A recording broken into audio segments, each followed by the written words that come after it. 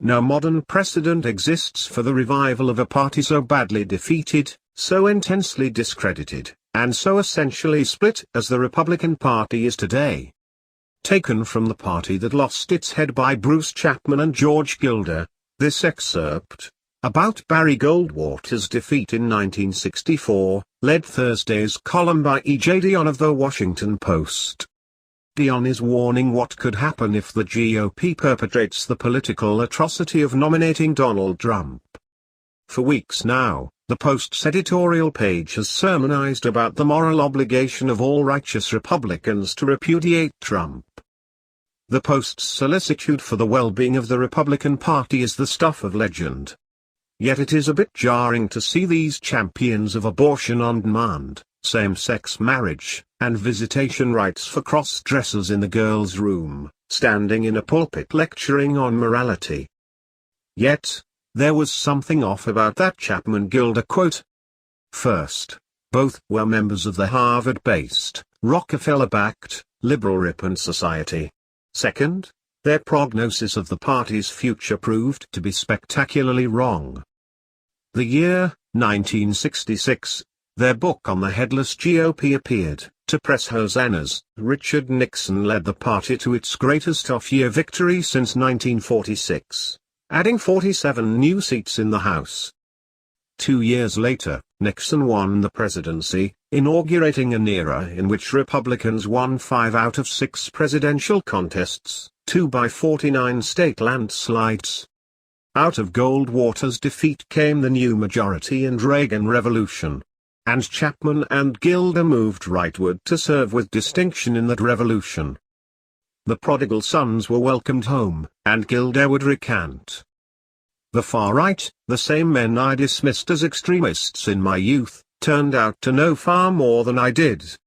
At least the right-wing extremists, as I confidently called them, were right on almost every major policy issue from welfare to Vietnam to Keynesian economics and defense. While the Goldwater campaign, as an insurgency of outsiders, bears comparison with Trump's, in other ways it does not.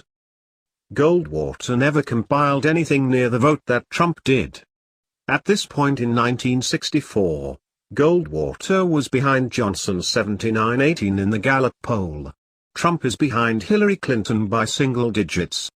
New polls have him running even in Ohio, Florida, and Pennsylvania. Now, consider the issue's comparison with 1964. In July 1964, Johnson signed the popular Civil Rights Act that Goldwater had opposed.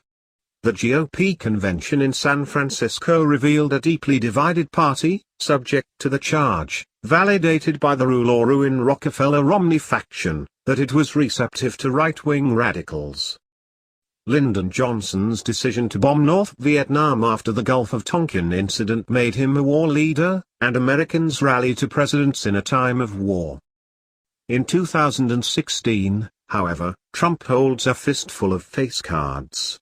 After 8 years of President Obama, he is the candidate of change in 2016, and Clinton is the candidate of same. Trump may bring more excitement than some folks can handle.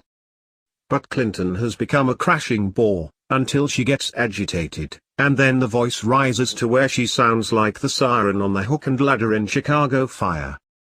Other than that she would be the first woman president, what is there about her or her agenda that has popular appeal? That lack of appeal explains why her crowds are a fraction of Bernie Sanders. The Clinton of 2016 is not the Clinton of 2008. As for the issues dividing Trump and Speaker Paul Ryan, Trump appears to have won the argument, if the debate is decided by voter preferences rather than beltway preferences.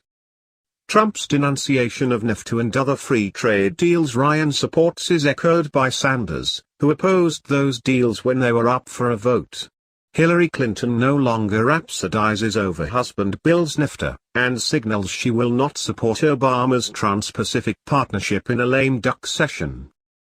Ryan professes to be a man of principle. Why does he not then stand by his principles, as Goldwater did, and bring up TPP for a vote?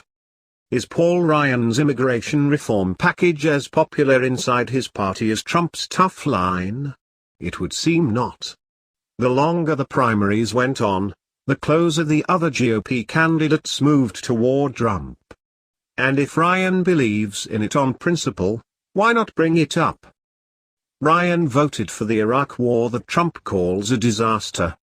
The people seem now to agree with Trump that the war was misconceived. Thursday's Post reported that, 5 years ago, Ryan stood on the House floor to declare, "This is our defining moment." And what was Ryan's defining moment? On that day in 2011, said the Post, the House's new GOP majority approved Ryan's budget plan, which called for cuts in a government program that voters knew and loved, Medicare. Ryan wanted eventually to turn the massive health benefit program over to private insurers. Come to think of it, Barry Goldwater wanted to turn Social Security over to private enterprise. How did that one work?